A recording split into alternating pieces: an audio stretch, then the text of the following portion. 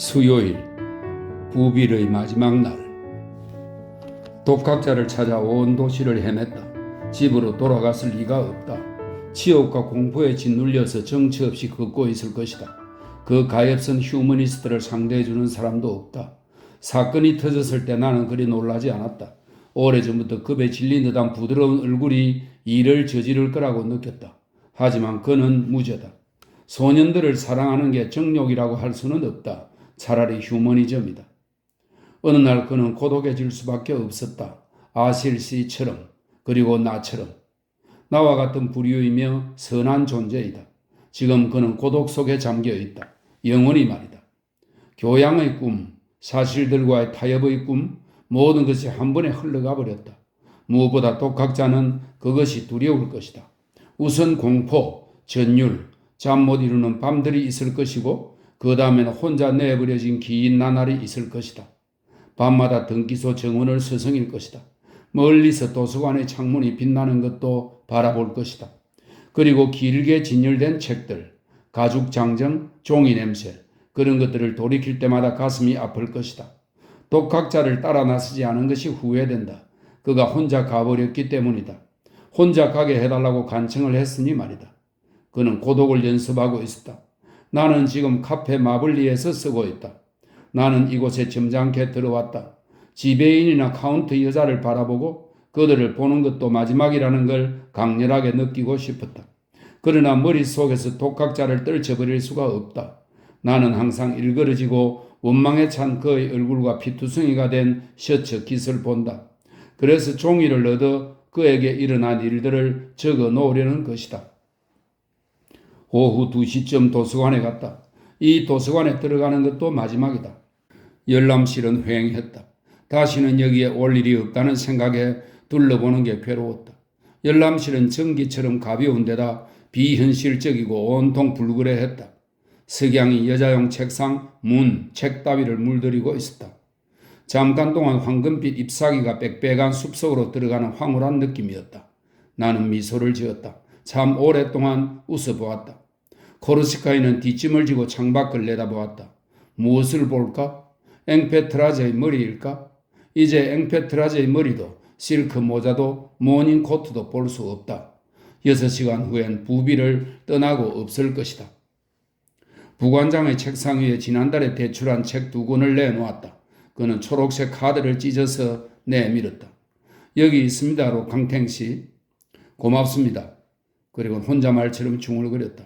이제는 그들에게 아무 빚도 없다. 여기 누구에게도 빚이 없다. 이제 철도회 가는 여주인에게 작별 인사를 하러 가야겠다. 나는 자유다.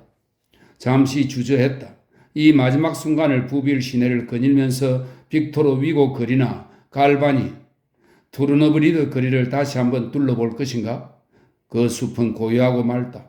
존재하지 않는 거나 마찬가지여서 구토도 그것을 용서해 주는 것 같았다. 난로 곁에 가서 앉았다. 테이블 위에 부빌 신문이 놓여 있었다. 손을 뻗어서 접어들었다. 자기 계획에 구조된 사람. 르미르동의 지주인 듀보스크 씨는 어저께 노지스에서 자전거를 타고 집으로 돌아오던 중 뚱뚱한 여자가 내 오른쪽에 앉았다. 펠트 모자를 벗고 나니 코가 사과에 박힌 칼처럼 얼굴에 꽂혀 있었다. 코 밑의 엄탕한 구멍이 거만하게 실룩거렸다. 손가방에서 책을 꺼내더니 테이블에 팔꿈치를 꿰고 통통한 손으로 턱을 받쳤다. 내 맞은편에는 노인이 잠들어 있었다. 안면이 있는 얼굴이다. 극심한 공포를 느끼던 날 저녁에 도서관에 있던 노인이다. 그때는 그도 두려워했던 것 같다. 다 옛날 얘기다. 모든 것이. 4시 30분에 독학자가 들어왔다. 그의 손을 잡고 작별 인사를 하고 싶었다. 그러나 우리들의 지난번 만남이 나쁜 인상을 남겼던 모양이다. 독학자는 냉정하게 인사한 뒤 들고 온 것을 좀 떨어진 곳에 갖다 놓았다. 오늘도 그 보자기 속에는 빵 한 조각과 초콜릿 한 조각이 들어있을 것이다. 잠시 후 그는 사포가던 책을 들고 와서 보자기 곁에 놓았다. 독학자를 보는 것도 마지막이다.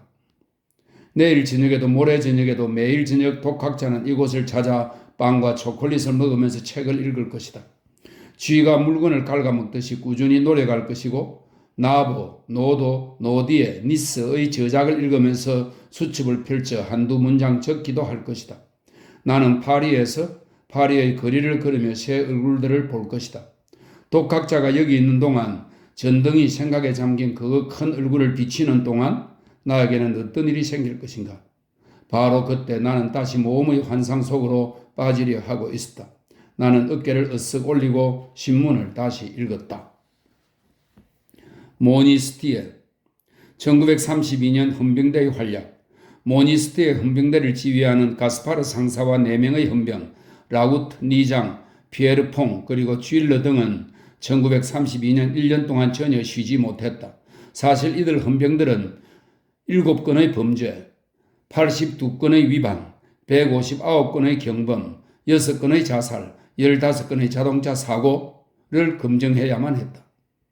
죽스트 부빌 트럼펫 침묵회, 오늘 총연습 있음, 연례 연주회 입장권 배부. 콩포스텔, 시장에게 레종 도넬의 훈장이 수여되다. 부빌 여행협회, 1924년 부빌 스카우트 창립. 오늘 저녁 8시 45분 페르디낭 바이런가 110번지 A1실 협회 사무실에서 원래회 개최. 연차회의, 1932년 회비, 3월 중 행사 예정, 그 밖의 문제 및 입회자 처리. 동물애호협회 부빌 지부, 내주 목요일 오후 3시부터 5시까지 부빌 페르디낭 바이런가 10번지 시의실에서 상임위원회 개최. 연락은 회장 또는 사무실 갈바로가 154번지로 할 것. 부빌 방어견 구락부, 부빌 상위군인협회, 자동차 차주조합, 고등사범하구의 부빌위원회. 소년 둘이 책가방을 들고 들어왔다. 중학생이다. 그 코르시카인은 중학생을 대단히 좋아한다. 아버지 같은 감시를 할 수 있기 때문이다. 코르시카인은 장난삼아 학생들이 의자 위에서 떠들거나 잡담을 하게 내버려 둘 때가 있다. 그러다가 갑자기 살금살금 학생들 뒤로 다가가서 야단을 친다. 이것이 다 큰 학생들이 하는 짓이야? 조용히 하지 않으면 관장님께서 교장 선생님에게 항의서를 제출할 수밖에 없어. 또는 독서를 지도하기도 한다. 붉은 십자 표시를 해둔 책들은 검서다, 지드, 디드로, 보를레로의 작품들과 의학 서적 등이다. 그 책을 신청한 학생은 구석으로 끌고 가 신문을 한다. 잠시 후 그의 호통 소리는 열람실을 울린다.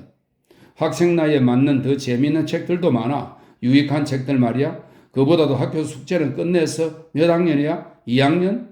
4시 이후에는 할 일이 없단 말이야. 너희 선생님이 가끔 여기 오셔. 선생님께 너희 이야기를 하겠다. 두 소년이 난로 곁에 서 있었다. 어려 보이는 소년은 아름다운 갈색 머리카락에 피부도 고왔다. 하지만 장난꾸러기 같은 조그만 입은 아주 거만했다.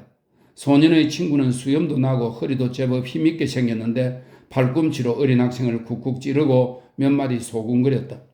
갈색머리 소년은 대답 대신 아주 거만하게 만족스러운 미소를 지었다. 그러다가 둘 다 태연하게 사전 한 권을 골라가지고 피곤한 눈으로 지켜보는 독학자에게 다가갔다. 독학자가 있다는 걸 모르는 모양이다. 어린 소년은 독학자 왼쪽에, 뚱뚱하고 허리가 강해 보이는 소년이 어린 소년의 왼쪽에 앉았다. 둘은 곧 사전을 뒤지기 시작했다. 독학자는 열람실을 둘러보고는 다시 독서에 열중했다. 도서관의 열람실이 이렇듯 오붓한 적이 없었다. 뚱뚱한 여자의 짤막한 숨소리 말고는 아무 소리도 나지 않았다. 팔절판 책 위에 엎드린 머리들만 보였다. 그때부터 나에게 불쾌한 사건이 생길 것 같은 예감이 들었다. 머리를 숙이고 일중에 있는 모습이 꼭 연극 같았다. 방금 전에 잔악한 입김이 우리 위를 지나간 걸 느꼈다. 신문을 다 읽고도 일어설 결심을 못하고 있었다. 신문을 읽는 채 하며 기다렸다. 호기심과 어색함이 더 커진 건 다른 사람들도 나처럼 기다린다는 사실이었다.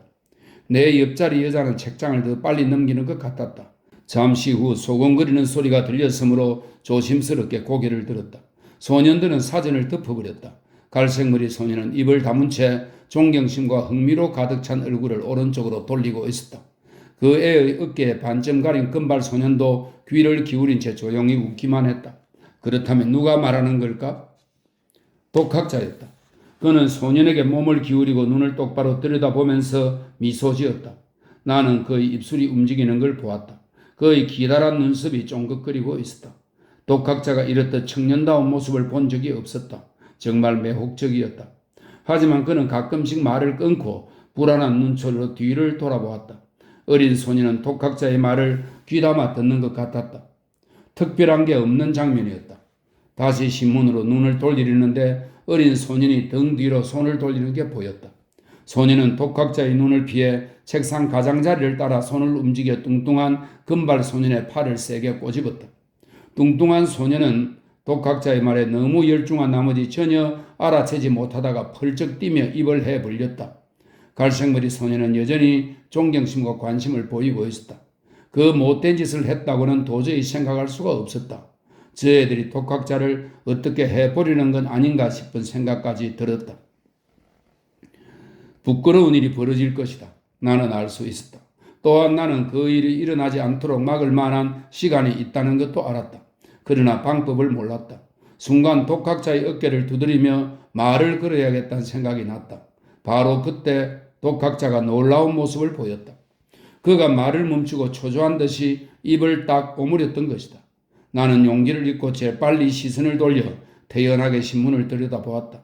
그 사이 뚱뚱한 여자는 책을 밀어놓고 고개를 들었다. 무엇에 홀린 것 같았다. 나는 그녀가 폭발하리라는 걸 느꼈다. 모두들 그녀가 폭발하길 바라고 있었다. 나는 무엇을 할 수 있었던가? 코르시카인을 힐끔 보았다. 그는 이미 창을 등지고 우리 쪽으로 얼굴을 반쯤 향하고 있었다. 15분이 지났다. 독학자는 다시 소곤거리기 시작했다. 나는 감히 더 이상 그를 바라볼 수가 없었다. 대신 그의 젊고 정다운 모습과 그가 모르는 사이에 그를 내리누르는 무거운 시선들을 상상했다. 잠깐 그의 웃음소리를 들었다. 맑고 보드라운 장난기가 섞인 웃음소리였다. 그 웃음소리가 내 가슴을 짓눌렀다. 못된 꼬마들이 고양이를 물에 빠뜨려 죽이려는 소리였다. 갑자기 소곤거리는 소리가 멎었다. 그 침묵은 비극적이었다. 마지막이었다. 죽음이었다. 나는 신문에 머리를 파묻었을 뿐 읽지는 않았다. 눈썹을 치키 올린 뒤 내 바로 앞의 침묵 속에서 일어나는 일을 보려고 될 수 있는 한 눈을 부릅떴다. 고개를 살며시 돌리고 곁눈질했다. 손이 보였다. 조금 전 책상을 따라갔던 작고 흰 손이었다. 지금은 힘이 빠져서 부드럽게 육감적으로 벌어져 있었다. 해수욕장에서 일광욕을 하는 여자의 나른한 알몸을 연상시키기도 했다. 갈색 털이 솟은 물체가 주저하며 가까이 갔다. 담배에 찌들어버린 굵은 손가락이었다. 손 곁에서 그 손가락은 남성의 모든 수치를 간직한 듯 보였다. 그 손가락은 연약한 손바닥 위에 꼿꼿하게 서 있었다. 그러다가 갑자기 손바닥을 쓰다듬기 시작했다. 나는 놀라지 않았다. 무엇보다도 독학자에게 화가 났다. 조금도 참을 수 없었단 말인가? 어리석은 녀석. 정말 자기가 직면해 있는 위험을 몰랐단 말인가? 그에게는 기회가 한 번 있었다. 아주 작은 기회. 두 손을 책상에 올려놓고 가만히 있으면 이번에야말로 운명에서 벗어날 수 있을 것이다. 하지만 나는 그가 기회를 잃어버리고 말 거라는 사실을 잘 알고 있었다. 손가락은 부드럽고 겸손하게 핏기가 없는 손바닥을 감히 누르지 못하고 살며시 대기만 했다. 어린애 같은 손가락은 자기의 추악함을 아는 것 같았다. 문득 고개를 들었다. 나는 이미 그 끈질긴 손의 왕복을 견딜 수가 없었다. 나는 독학자의 시선을 찾으며 기침을 했다. 그에게 경고하고 싶었던 것이다. 그는 눈을 감은 채 미소만 지었다. 다른 한 손은 책상 밑으로 사라지고 없었다. 소년들은 더 이상 웃지 않았다. 얼굴이 파랗게 질려 있었다. 어린 갈색머리 소년은 입술을 뾰족하게 내밀었다. 두려웠던 것이다. 사건을 감당하지 못하는 듯 보였다. 그런데도 여전히 손을 치우지 않았다. 친구는 어처구니가 없고 두렵기도 하여 입을 딱 벌리고 있었다. 코르시카인이 소리치기 시작한 것은 바로 그때였다. 살금살금 다가와서 독학자의 의자 뒤에 서 있었던 것이다. 얼굴이 홍당무처럼 빨개져서 막 웃음을 터뜨리는 것 같았다. 그러나 눈빛은 반짝였다. 나는 의자에서 일어섰다. 무거운 짐을 내려놓은 기분이었다. 기다린다는 것은 너무나 괴로운 일이었기 때문이다. 나는 그것이 되도록 빨리 끝났으면 싶었다. 모두 원한다면 독학자를 밖으로 끌어내도 좋으리라. 어쨌든 그 일만 끝나면 그만이었다. 두 소년은 백지장처럼 창백해져서 순식간에 책가방을 들고 사라져버렸다. 화가 치솟은 코르시카인이 소리쳤다. 난 봤소. 이번에는 봤소. 거짓말이라고는 못할 거요. 거짓말이라고 할 생각이었죠. 그렇죠? 그래, 거짓말이란 말이요? 그래, 내가 당신이 하는 짓을 보지 않았단 말이요? 이보시오. 나는 두 눈을 호주머니에 넣고 다니는 사람이 아니오. 두고 보자고 작정하며 기다렸어. 두고 보자고. 붙잡기만 하면 가만두지 않으리라고. 그럼 가만두지 않고 말고. 당신 이름도 알고 있소? 주소도 알겠소? 내가 알아봤단 말이오. 당신의 주인도 알지요. 진리의시죠. 내일 관장의 편지를 받으면 당신의 주인이 놀랄 거요. 안 그랬소? 가만히 있어요. 그는 눈을 부라리며 말한다. 그리고 그걸로 끝났다고 생각하면 안 되죠. 프랑스에는 당신 같은 사람들을 위해서 법정이라는 것이 있어. 신사 양반은 교양을 쌓고 계셨죠. 신사 양반은 자기의 교양을 완성시키고 계셨죠. 책이 어떻고 무엇이 어떻고 하면 늘 나를 귀찮게 했죠. 하지만 나는 결코 그것에 넘어가지는 않았소. 아시겠소? 독학자는 놀란 것 같지 않았다. 여러 해 동안 이러한 결말을 예상했음에 틀림없었다. 자기도 모르는 사이에 코르시카인이 살금살금 다가와서 노기에 찬 목소리로 윽박지를 날 어떤 일이 생길 것인가를 수도 없이 상상했을 것이다. 그런데도 그는 매일 저녁마다 열심히 독서를 계속했고 가끔은 도둑처럼 소년의 흰 손을 또는 다리를 애무했다. 독학자의 얼굴에 나타난 것은 차라리 체념이었다. 무슨 말씀을 하는지 모르겠는데요. 그는 우물거렸다. 나는 몇 년 전부터 이곳을 이용했어요. 독학자는 분노와 놀라움을 가장했으나 자신 없어 보였다. 이미 사건은 벌어졌으며 막을 길도 없으니 순간순간을 견디어야만 한다는 것을 알고 있었다. 이 사람 말 듣지 마세요. 내가 봤어요. 그러나 말하고 싶지 않았어요. 내 눈을 믿을 수가 없었고 사람들이 교양을 쌓으러 오는 점잖은 도서관에서 나불킬 일이 생긴다는 걸 믿고 싶지 않았어요. 나는 아이가 없어요. 하지만 아이들을 여기에 보내놓고 조용히 공부할 거라고 믿는 어머니들이 가엾어요. 아무것도 모르는 파렴치한 괴물이 아이들의 숙제를 방해하는 줄도 모르고 말이에요. 코르시카는 독학자에게 다가갔다. 부인이 말씀하시는 걸 들었소? 그는 얼굴을 들이밀고 소리쳤다. 연극은 필요 없어. 다 보고 있었단 말이야. 이 더러운 자식아. 여보시오. 예의를 지키세요. 독학자가 위험 있게 말했다. 그가 맡은 역할의 대사였다. 자백하고 싶고 도망치고 싶었을 것이다. 그러나 마지막까지 그 역할을 해야만 했다. 그는 코르시카인을 보지 않았다. 눈을 감고 두 팔을 축 늘어뜨렸는데 얼굴이 무시무시하게 창백했다. 그러다가 갑자기 얼굴에 핏기가 돌았다. 코르시카인은 화가 나서 숨이 막힐 지경이었다. 예의라고? 더러운 자식. 내가 못 본 줄 아는 모양이군. 당신을 감시하고 있었단 말이야. 알아듣겠어? 수개월 전부터 감시했다고. 독학자는 어깨를 으쓱하고 다시 독서에 열중하는 채 했다.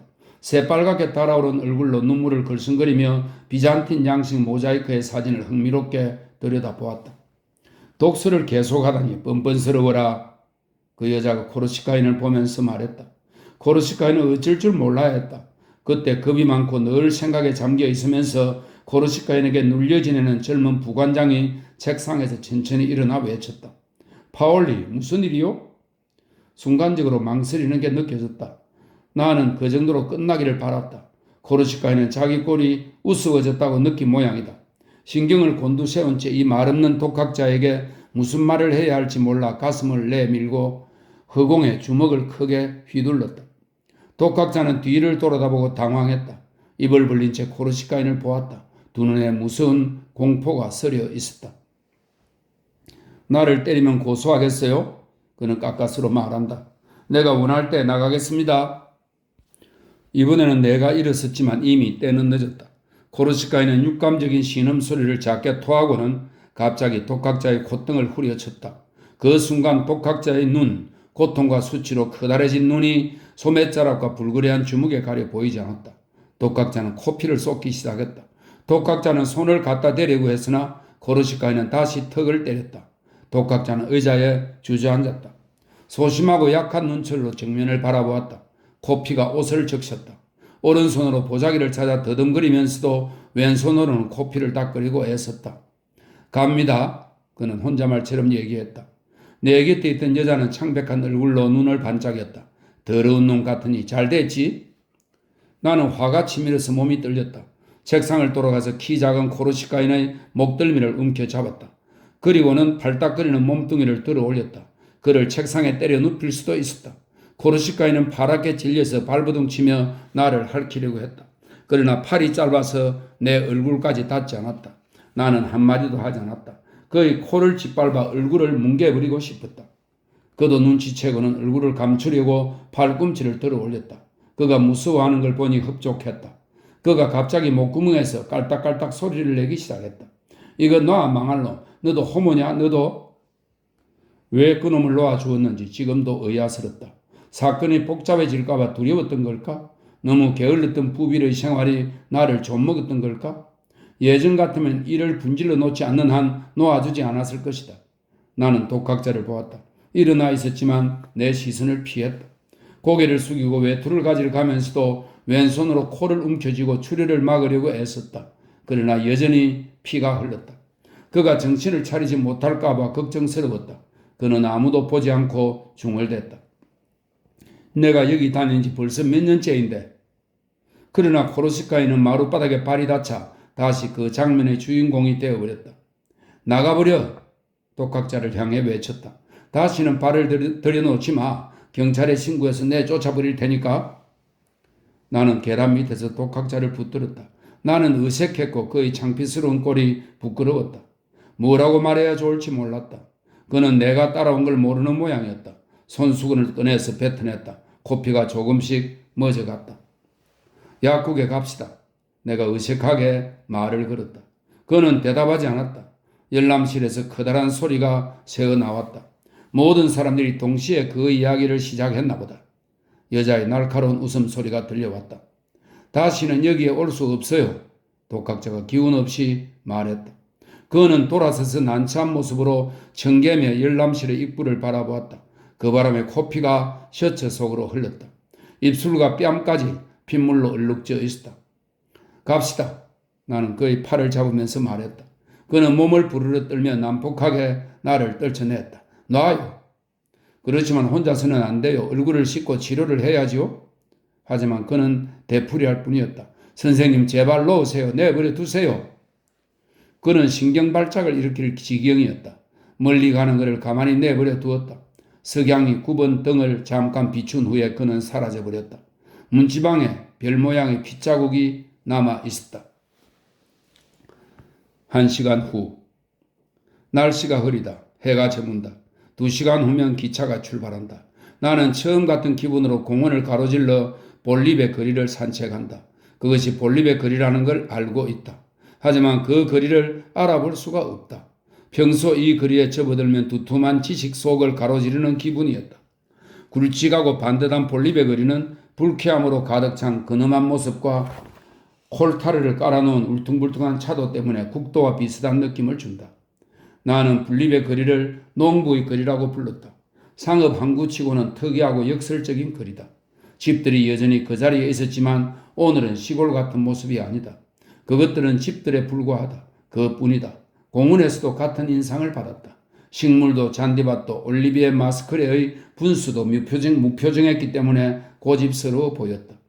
나는 안다. 그 도시가 먼저 나를 버린 것이다. 아직 부빌을 떠나지 않았는데 나는 이미 거기에 없다. 부빌은 침묵하고 있다. 나에게 아랑곳하지 않는 도시. 오늘 저녁이나 내일 새로 오는 사람에게 신선하게 보일 수 있도록 살림을 정돈하고 덮개로 덮는 도시에 아직 2시간이나 더 있어야 한다는 게 이상했다. 평소보다 더 버림받는 느낌이 든다. 몇 걸음 걷다가 멈춘다. 내가 빠져있는 완전한 망각을 맛본다. 나는 두 도시 사이에 있다. 하나는 내가 모르고 또 하나는 나를 모른다. 누가 내 생각을 해줄 것인가? 런던에 있을 뚱뚱한 처녀일까? 그녀가 생각하는 게 바로 나일까? 게다가 그 친구, 그 이집트인이 있다. 그는 지금 막 방에 들어와서 그녀를 끼안았을지도 모른다. 나는 질투하지 않는다. 그녀가 살아남았다는 걸 알기 때문이다. 비록 그녀가 그 사나이를 진심으로 사랑한다고 해도 결국 그것은 죽은 자의 사랑일 것이다. 나는 그녀에게 살아있는 마지막 사랑을 받았다. 어쨌든 그는 여자에게 줄 것이 있다. 그것은 쾌락이다. 그녀가 가슴을 졸이며 흥분해 있다면 그녀와 나는 결부될 게 하나도 없다. 그녀는 즐기고 나는 그녀를 결코 만난 적이 없었던 것보다 한층 더 무의미하다. 순식간에 그녀가 사라져버렸다. 나는 이상하다. 그러니 내가 존재하고 내가 여기에 있다는 것을 나는 잘 안다. 지금 내가 나라고 말하는 게 공허하다. 이제는 분명하게 나를 느낄 수가 없다. 그만큼 나는 버림받고 있다. 내 안에 남은 현실은 스스로 존재한다고 느끼는 존재인 것이다. 나는 조용히 하품을 한다. 아무도 없다. 아무에게도 앙투안 로캉탱은 존재하지 않는다. 재미있다. 그 앙투안 로캉탱이 도대체 무엇이라 말인가? 그것은 추상이다. 나에 관한 조그맣고 창백한 추억이 내 의식 속에서 흔들린다. 앙투안 로캉탱. 갑자기 그 나가 창백해진다. 창백해져서 이내 꺼져버린다. 명석하고 요지부동하고 황막한 의식이 벽 사이에 놓여있다. 의식은 영원하다. 아무도 의식 속에 살지 않는다. 조금 전까지도 어떤 사람이 나라고 말했다. 나의 의식이라고 말했다. 누가? 밖에는 표정이 풍부한 낯익은 빛깔과 냄새나는 거리가 있었다. 지금 남아있는 것은 익명의 벽들, 익명의 의식이다. 여기에 있는 것은 벽들뿐, 그리고 벽과 벽 사이에 살고 있는 비인칭의 투명뿐이다. 의식은 나무처럼 풀처럼 존재한다. 의식은 졸며 권태를 느낀다. 덧없는 작은 존재들이 나뭇가지에 모이는 새들처럼 의식을 모아놓는다. 의식을 모아놓았다가는 다시 분산시킨다. 벽들 사이에 망각된 의식, 하늘 아래에 버림받은 의식이다. 그리고 의식이란 존재의 의미, 그것은 자기가 여분이라는 의식이다. 의식은 희박해지고 분산되고 갈색의 벽에 또는 저기 저 저녁 연기 속으로 사라지려 애쓰고 있다. 그러나 의식은 절대로 자기를 망각하지 않는다. 의식은 자기를 망각하려는 의식이기 때문이다. 이것이 의식의 운명이다. 기차는 2시간 후에 떠난다고 말하는 목맨 소리가 들린다. 그 목소리의 의식이 있다. 어떤 얼굴의 의식도 있다. 그 얼굴은 피에 젖어서 눈물을 흘리며 천천히 지나간다. 그것은 벽틈에도 없고 아무데도 없다. 그 얼굴은 사라진다. 그 얼굴 대신 머리를 피로 물들인 구부정한 몸뚱이가 나타나 느리게 멀어지고 한 걸음 내디딜 때마다 멎을 듯 싶으면서 결코 멎지 않는다. 어두운 거리를 천천히 걷는 육체의 의식이 있다. 그것은 걷지만 멀리 가지는 않는다. 어두운 거리는 끝이 없고 그것은 허무 속으로 사라진다. 그것은 벽틈에도 없고 아무데도 없다. 그리고 독학자는 거리를 방황하고 있다고 말하는 목맨 소리의 의식이 있다. 같은 도시도 아니고 무표정한 그 벽틈도 아니고 그를 잊지 않는 그 잔인한 도시에서 독학자는 걷는다. 그를 생각하는 사람들이 있다. 코르시카인과 그 뚱뚱한 여자다. 도시의 모든 사람들일지도 모른다. 독학자는 자아를 잃지 않으며 잊을 수도 없다. 그 사형받은 자아, 사람들이 끝까지 해치우지 않은 피 흘리는 자아를 말이다. 입술과 콧구멍이 쑤시자 그는 나는 아프다고 생각한다. 걷는다. 걸어야만 한다. 만약 그가 잠시라도 멈춘다면 도서관의 높은 벽들이 갑자기 솟아올라 그를 가두어 버렸을 것이다. 그리고 코르시카인이 솟아나서 그 광경이 다시 시작될 것이다. 똑같은 광경이 또다시 벌어질 것이다. 그리고 그 여자가 비웃을 것이다. 감옥에 집어넣어야 해요. 더러운 놈 같으니 라고. 그는 걷는다. 집으로 돌아가고 싶지 않다. 코르시카인과 그 여자와 2 소년이 그의 방에서 기다리고 있다. 아니라고 해야 소용없어. 나는 보았어. 그리고 그 광경이 다시 시작될 것이다. 그는 생각한다. 아, 만약 내가 그 짓을 하지 않았더라면, 그 짓을 하지 않을 수 있었더라면, 그것이 사실이 아니라면. 불안한 얼굴이 의식 앞에서 지나가고 다시 지나간다. 독학자는 자살할지도 모른다. 아니다. 쫓기고 있는 그 부드러운 넋은 죽음을 생각할 수가 없다. 의식에 대한 인식이 있다. 의식은 한쪽에서 다른 쪽으로 들여다 보인다. 벽 사이에서 그것은 고요하고 텅 비어 있고 거기에 살고 있었던 사람들에게서 벗어나 있으며 그것은 사람이 아니므로 괴물 같다. 그 목소리는 말한다. 짐들은 붙였고 기차는 2시간 후에 떠난다. 오른쪽의 또 왼쪽 벽이 미끄러진다. 메가담식 도로의 의식이 있고 철물상, 병영 총환의 의식도 있다. 그 목소리가 말한다. 이것이 마지막이다. 라고. 안니, 뚱뚱한 안니, 호텔에 묵는 늙은 안니에 대한 의식, 고통에 대한 의식이 있다. 고통은 가버리고 영원히 돌아오지 않을 벽 사이에서 의식된다. 그럼 이것은 끝나지 않을 것인가? 벽 사이에서 그 목소리가 재즈곡을 부른다. 머지않아서 그것은 끝나지 않을 것인가? 곡조가 천천히 살그머니 되돌아와서 다시 목소리를 잡는다. 목소리는 멈추지 못하고 노래하며 육체는 걸어가고 이 모든 것에 대한 의식이 있다. 그리고 의식에 대한 자각이 있다. 그러나 아무도 괴로워하고 안타까워하고 자신을 가엽게 여기지 않는다. 아무도 그런 사람은 없다. 그것은 내거리의 순수한 고통이며 망각된, 그러나 자신을 망각할 수 없는 고통이다. 그 목소리가 말한다. 철도회관이 여기다 라고. 나는 의식 속에서 솟아난다. 그것이 나다. 앙투안 로캉탱이다. 나는 곧 파리로 떠난다. 여주인에게 작별 인사를 하러 온 것이다. 작별 인사를 하러 왔소. 떠나세요, 앙투안 씨. 기분 전환도 할 겸 파리에서 살 생각이죠. 팔자도 좋은 사람이야. 내가 어떻게 그 넓적한 얼굴에 입술을 갖다 댈 수 있었을까? 그 여자의 몸은 이미 내 것이 아니다. 어제까지도 나는 그 검은 옷 밑에 감추어진 몸을 들여다볼 수 있었던 것이다. 오늘 그 옷은 침입을 허용하지 않는다. 정액이 맑게 들여다 보이는 하얀 몸, 그것은 하나의 꿈이었던가? 섭섭해요, 주인 여자가 말한다. 뭐라도 좀 들겠어요? 대접하고 싶어요.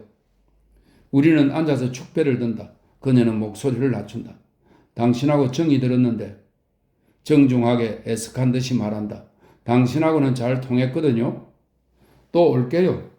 정말이에요, 앙투앙 씨. 부비를 지나갈 때는 인사라도 하게 잠깐 들려요. 마담 자안을 만나러 가야지 기뻐할 거야 하면서 말이죠. 정말이에요. 남들이 어떻게 됐는지는 누구나 알고 싶은 법이죠. 게다가 이곳으로 돌아오는 사람이 꽤 많아요. 선원들이 있잖아요. 안 그래요?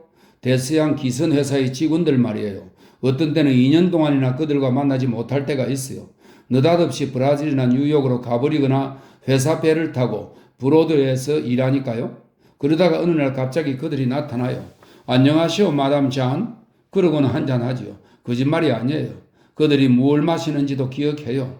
2년 동안이나 안 만나도 말이죠. 마들렌에게 말하죠. 피에르 씨에겐 달지 않은 베르무트, 레옹 씨에게는 느와이유 생자노를 드려. 그러면 그들이 말해요. 어떻게 그걸 다 기억해요, 마담? 물론 난 이렇게 대답하죠. 직업인걸요? 방 안에는 얼마 전부터 그녀와 자는 뚱뚱한 남자가 있다. 여보, 마담. 그 남자가 부른다. 용서하세요, 앙투안 씨. 주인 여자가 일어서자 웨이트리스가 온다. 그래, 이렇게 떠나버리세요? 파리로 가. 저도 파리에서 산 적이 있어요. 웨이트리스는 자랑스럽게 말한다. 2년 동안 시메옹이랑 카페에서 일했어요. 여긴 고향 생각만 나고 따분해 죽겠어요?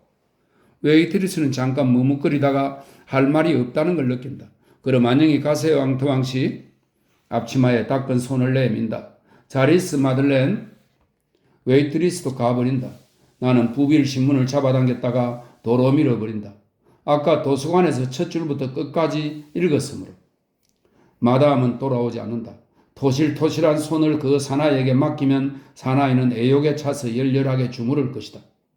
기차는 45분 후에 떠난다. 나는 심심해서 계산을 한다. 매달 1200프랑. 넉넉하진 않지만 아껴 쓰면 충분할 것이다.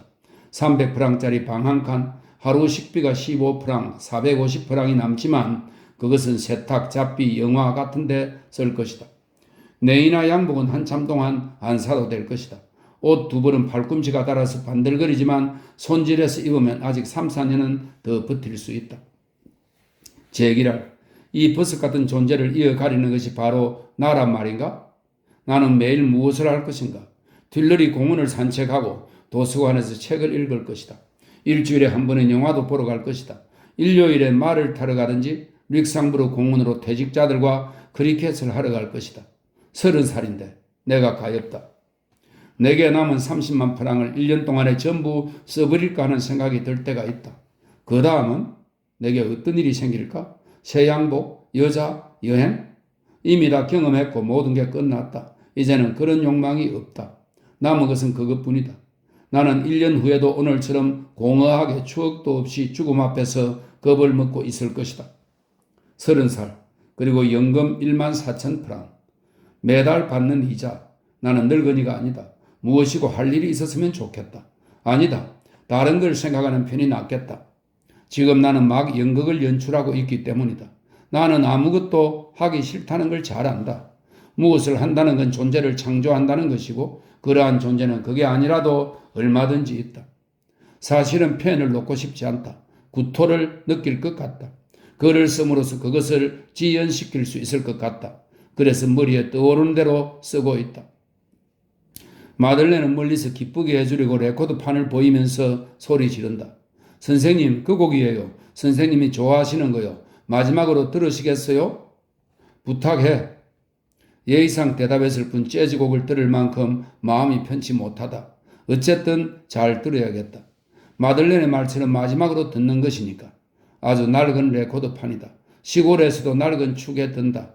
그나마 파리에서는 찾을 수도 없을 것이다. 마들렌은 판을 축음기에 건다. 판이 돌아갈 것이다. 가늘게 파인 홈에서 강철 바늘이 뛰며 삐걱거리기에 바쁠 것이다.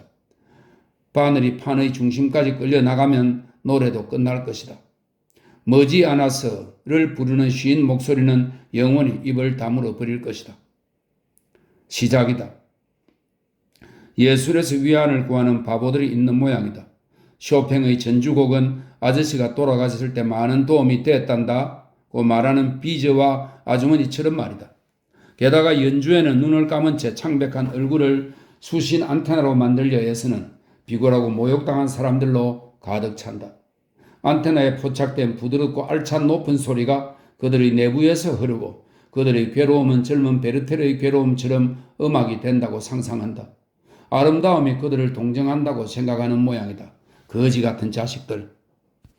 그들이 이 재즈곡을 동정적이라고 말해줬으면 좋겠다. 조금 전까지도 행복에 겨워하는 것과는 거리가 멀었다. 표면상으로 기계적인 계산을 했지만 내심에는 그 불쾌한 관념들이 가라앉아 있었다. 그것들은 불확실한 의문, 침묵의 놀라움 같은 형태를 갖추고 밤낮으로 나를 떠나지 않았다. 안니에 대한 생각, 나의 망쳐버린 인생에 대한 생각들이다. 그 밑에는 먼동처럼 희미한 구토가 있었다. 음악은 없었다. 나는 우울하고 냉정했다. 주위의 모든 물체들은 나와 같은 존재, 즉 비참한 고통으로 만들어져 있었다. 나의 외부 세계는 몹시 추했다. 테이블 위의 더러운 컵, 유리의 갈색 반점과 마들렌의 앞치마, 마담 애인의 친절한 태도, 이런 것이 모두 추해 보인다. 세상의 존재 자체가 추하다. 그래서 내 집에 있는 것처럼 포근하고 마음이 편했다. 지금은 색소폰 곡조가 들려온다. 나는 부끄럽다. 영광스러운 사소한 고통, 일반적인 고통이 막 생겨난 것이다. 색소폰의 사박자, 그 소리가 오간다. 그리고 우리처럼 해야지, 박자에 맞추어 괴로워해야지 라고 말하는 것 같다. 그렇다, 좋다. 물론 나는 그렇게 적당히 박자를 맞추어 자기 만족에 빠지는 일도 자기 연민에 휘말리는 일도 없이 무미건조한 순결성을 가지고 괴로워하고 싶었다. 그러나 맥주가 미지근하거나 거울에 갈색 홈이 있거나 내가 의미 없는 존재인 게 내 잘못일까? 나의 고통 속에서 가장 진실한 것, 가장 메마른 것이 흐느적거린다면, 그리고 축축하고 처근한 큰 눈을 가진 바다 표범처럼 살찌고 피부가 넓게 퍼진 게 내 잘못일까? 아니다. 판 위를 뱅뱅 돌면서 나를 놀라게 하는 그 다이아몬드의 조그마한 고통은 처근하지 않다. 풍자적이지도 않다. 경쾌하게 자기 자신에게 몰두하여 돌아가는 것이다. 그것은 나처럼 이 세상에 멋없는 친밀감을 잘라버렸다. 지금도 돌고 있다. 우리들은 모두 마들렌, 뚱뚱한 사나이, 마담, 나 자신, 그리고 테이블, 의자, 거울, 컵처럼 존재 속에 버림받고 있는 우리들은 모두 우리들끼리며 우리끼리 밖에는 아무것도 없기 때문이다. 그 다이아몬드의 작은 고통은 초라한 우리들을, 일상적으로 아무렇게나 존재하는 우리들을 사로잡았다. 나 자신이 그것 앞에 존재하는 것이 부끄럽다. 그것은 존재하지 않는다. 그것은 귀찮기조차 하다. 비록 내가 밑을 받치고 있는 회전판 위에서 그 판을 빼앗아 두 조각으로 깨뜨린다 하더라도 나는 그 괴로움까지 다다르지 못했을 것이다. 그것은 저 너머에, 항상 그 무엇의 저 너머에, 이를테면 목소리나 바이올린 곡조의 저 너머에 있다.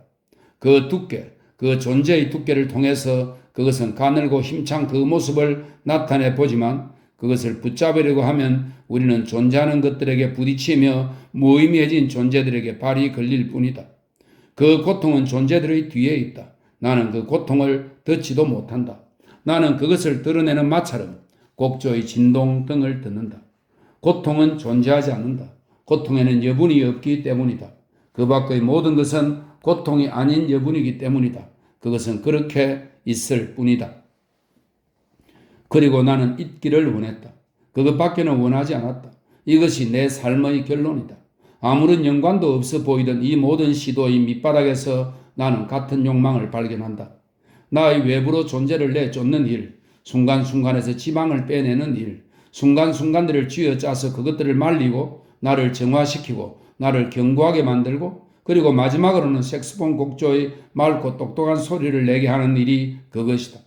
그것은 한편의 우화를 만들 수도 있었을 것이다. 세상을 잘못 선택한 가련한 사나이가 있었다. 그는 다른 사람들처럼 공원, 카페, 그리고 상업도시 한가운데 존재하면서도 다른 곳에 이를테면 틴토레토의 집정관들과 고졸리의 용감한 피렌체 사람들과 또는 책상 뒤의 파브리스 델 동고와 줄리엥 소렐과 레코드판 뒤에서 재즈의 메마르고 기다란 흐느낌과 더불어 살고 있다고 스스로 믿으려 했다. 그리고 온갖 가지 어리석은 짓을 되풀이한 다음에 깨달았다. 눈을 떴다. 트럼프의 패가 잘못 돌려졌음을 알았다. 지금은 카페에서 미지근한 맥주컵 앞에 서 있다가 의자에 주저앉았다. 자기가 바보라고 생각했다. 바로 그 순간에 존재의 저편에서 멀리 보이면서도 결코 가까이 갈 수 없는 그 다른 세계에서 가벼운 멜로디가 춤추고 노래하기 시작했다. 나처럼 살아야지. 박자에 맞추어서 괴로워해야지. 목소리가 노래한다. 머지않아서 그대는 내가 없어 외로우리. 이상한 잡음이 나는 것을 보니 거기에 금이 간 모양이다. 그런데 가슴을 쬐는 무엇이 있다. 이 멜로디가 죽음기 바늘이 걸쩍거리는 소리하고 아무 관계가 없다는 사실이다. 멜로디는 그렇게도 먼 뒤쪽에 있다. 나는 이것도 알고 있다. 즉 판은 금이 가고 달았으며 가수는 죽었을 것이다. 나는 가리는 참이다. 기차를 타러. 그러나 과거도 미래도 없이 하나의 현재에서 다음의 현재로 떨어져가는 존재하는 것들의 뒤에 나날이 해체되고 벗겨지고 죽음을 향해서 미끄러져가는 그 소리들 뒤에 멜로디는 사정없는 정인처럼 젊고 힘차게 그대로 남는다. 목소리는 죽었다. 음반이 좀 긁히더니 멎었다. 카페는 귀찮은 꿈에서 해방되어 존재하는 기쁨을 되씹고 또 되씹는다. 마담의 얼굴이 빨갛게 상기되어 있다. 새 애인의 희고 통통한 뺨을 손바닥으로 때리지만 그 뺨은 붉어지지 않는다. 죽은 자의 뺨이다. 나는 웅크리고 앉아 꾸벅꾸벅 존다. 15분 후에는 기차 안에 있을 것이다. 나는 그 생각을 하지 않는다. 검고 짙은 눈썹의 말쑥한 미국인이 뉴욕의 아파트 21층에서 더위에 녹초가 되어버린 모습을 생각한다.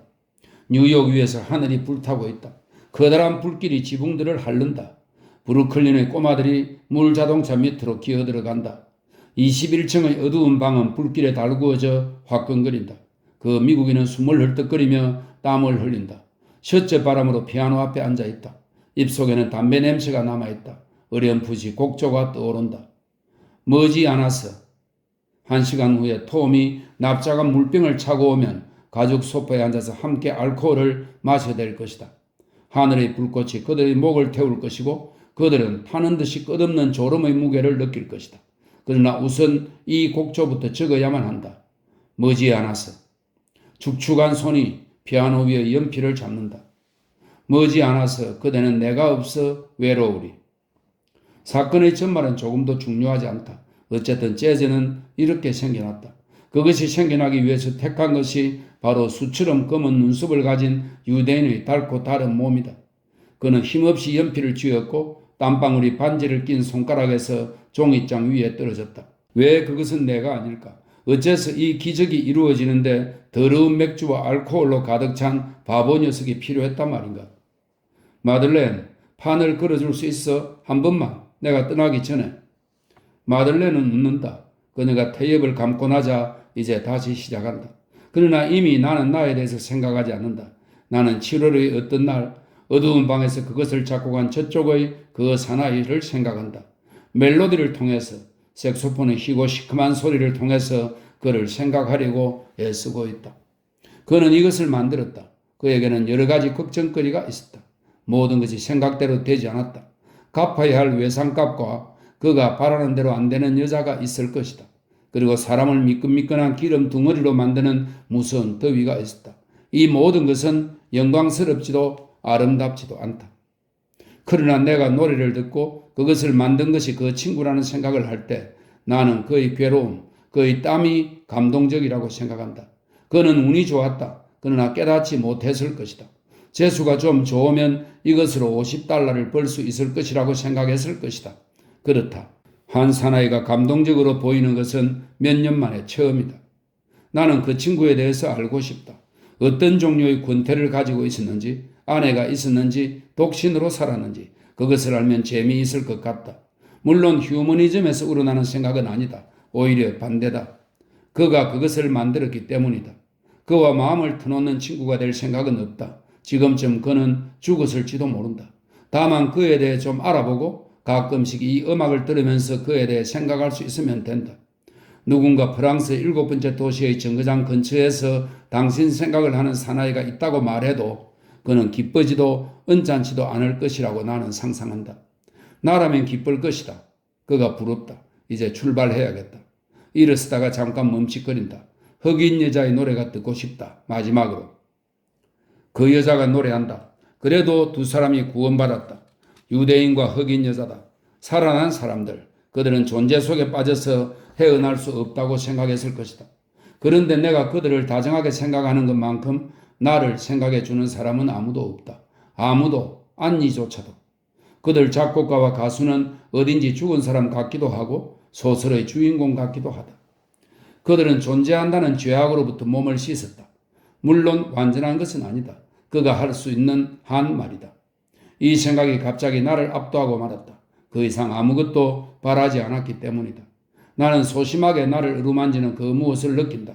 그것이 가버릴까봐 두려워서 감히 움직이지 못한다. 그것은 내가 더 이상 알지 못했던 기쁨이다. 흑인 여자가 노래한다. 그러면 그 여자의 존재를 정당화시킬 수 있단 말인가? 아주 조금이라도? 나는 몹시 겁을 먹은 느낌이다. 내가 바라는 게 많기 때문은 아니다. 나는 눈 속을 건너라 완전히 얼어붙었다가 갑자기 따뜻한 방으로 들어온 사람 같다. 그 사람은 문지방에서 아직도 얼어붙은 몸으로 움직이지 않는다. 온몸에 느릿느릿 전율 같은 것이 퍼질 것이다. 머지않아서 그대는 내가 없어 외로우리. 내가 무슨 일을 할 수 있을까? 물론 작곡이 문제가 되는 건 아니다. 다른 분야는 없을까? 책이라야 할 것이다. 그것 말고는 아무것도 할 수 없으니 말이다. 역사책은 아니다. 역사는 존재했던 것에 대해서 이야기하기 때문이다. 한 존재는 결코 다른 존재의 존재를 정당화할 수 없다. 나의 잘못은 르롤봉 씨를 대사할 일에 한 것이다. 다른 책, 어떤 것인지는 잘 모르겠다. 그러나 인쇄된 말들 뒤에, 페이지들 뒤에 존재하지 않는 그 무엇, 존재 위에 있는 그 무엇을 사람들이 알아낼 수 있도록 해야 할 것이다. 예를 들어 어떤 이야기, 생겨날 수 없는 듯이 보이는 어떤 모험, 그것은 강철처럼 아름답고 굳세야만 하며 사람이 자신의 존재를 부끄러워하도록 해야 할 것이다. 나는 간다. 몽롱하다. 결정할 수가 없다. 내게 재주가 있다는 것이 확실하다면 그러나 한 번도 그런 걸 써본 일이 없다. 역사에 관한 논문을 써보지 않았다. 앞으로도 안 쓸 작정이다. 한 권의 책, 한 권의 소설, 그걸 읽고 이렇게 말하는 사람이 있을 것이다. 저자는 앙투안 로캉탱이다. 빈둥빈둥 카페나 드나들던 머리카락이 붉은 사람이었다. 그리고 내가 그 흑인 여자를 생각하듯이 내 삶을 생각할 것이다. 귀정하고 신비한 일처럼 말이다. 한 권의 책, 물론 처음에는 지루하고 피곤한 일일 것이다. 존재하는 것도 또 내가 존재한다고 느끼는 것도 그것 때문에 없어지지는 않을 것이다. 하지만 그 책이 완성되고 내 뒤에 남을 때가 반드시 올 것이다. 나는 그 책의 조그만 빛이 나의 과거 위에 떨어질 거라고 생각한다. 그때도 그 책을 통해서 나의 생활을 아무 혐오감 없이 회상할 수 있으리라. 그 어느 날 등을 오그리고 기차 시간을 기다리는 이 시간, 그 âm울한 시간을 떠올리면서 심장박동이 빨라지는 것을 느끼며 모든 걸 시작한 건 그날, 그 시간이다 라고 말할 때가 오리라. 그리고 나는 과거로서 과거로서만 나를 받아들일 것이다. 밤이다. 프랭타니아 호텔 2층의 창문에 불이 켜졌다. 정거장을 공사하느라 쌓아놓은 축축한 목재 냄새가 코를 지른다. 내일 북위에는 비가 내릴 것이다.